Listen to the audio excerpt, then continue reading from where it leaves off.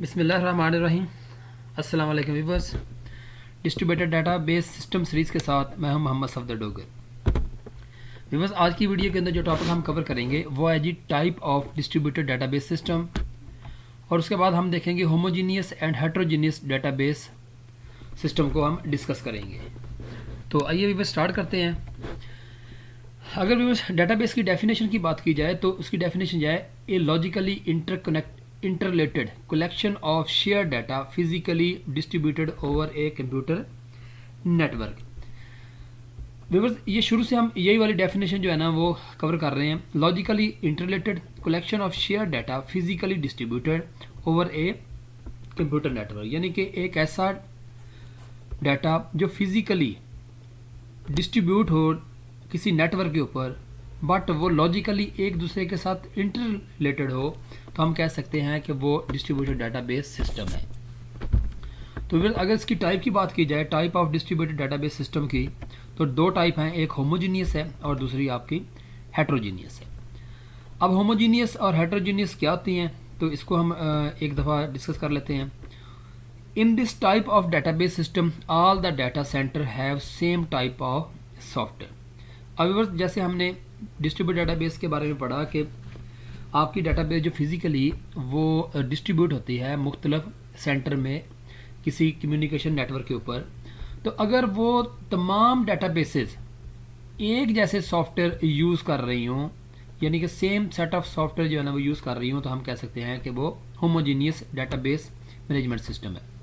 Much easier to design and manage. तो इस तरह व्यूअर्स उसको डिज़ाइन करना और उसको मैनेज करना काफ़ी आसान हो जाता है, क्योंकि आपकी डाटाबेस जो है ना वो सेम सॉफ्टवेयर यूज़ कर रही है। मसलन तमाम अगर सेंटर में आप एसक्यूएल सर्वर यूज़ कर रहे हैं, तो उसके लिए आपको उसको डिज़ाइन करना और मैनेज करना ईजी हो जाएगा। It appear to use as a single system.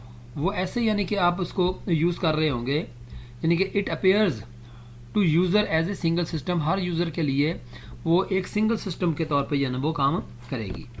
अगर इसके एडवांटेजेस की बात की जाए, easy to use, manage and design. Viewer, इसको यूज़ करना, इसको मैनेज करना और इसको डिज़ाइन करना काफ़ी ईजी हो जाता है। इसके डिसएडवांटेजेस क्या है viewers? Difficult most organisation to force a homogeneous environment. अब व्यूअर्स, ऑर्गेनाइजेशन के लिए हर यानी कि सेंटर पे डिपार्टमेंट को इन्फोर्स करना काफ़ी ज़्यादा मुश्किल होता है कि वो एक जैसा डाटाबेस जो है ना मैनेजमेंट सिस्टम को यूज़ करें या एक जैसे सॉफ्टवेयर को वो यूज़ करें। आसान लफ्ज़ों में हम कह सकते हैं कि अगर आपकी तमाम सेंटर या तमाम डिस्ट्रीब्यूटेड सेंटर एक जैसे सॉफ्टवेयर यूज़ कर रहे हों, तो उस डाटाबेस मैनेजमेंट सिस्टम को हम होमोजीनियस डाटाबेस मैनेजमेंट सिस्टम कह देंगे। अगर इसकी डायग्राम की बात की जाए तो ये सेम सॉफ्टवेयर है।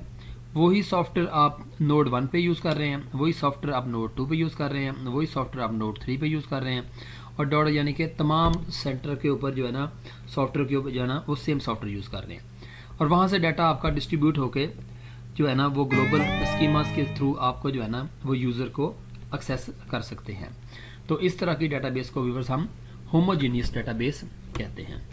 अगर हेट्रोजीनियस की बात की जाए, in this type of database different data center में run different database management system product with possibly different underlying data model.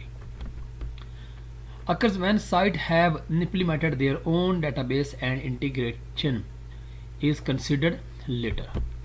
अब बस ये कब होता है कि जब हर यानी कि डाटा सेंटर अपने डाटाबेस मैनेजमेंट सिस्टम यूज़ कर रही हूँ, और उन्होंने कुछ ऑर्गेनाइजेशन ऐसी हैं या सेंटर ऐसे हैं जो बाद में आपने तैयार किए हैं। अब इसका एडवांटेज क्या है?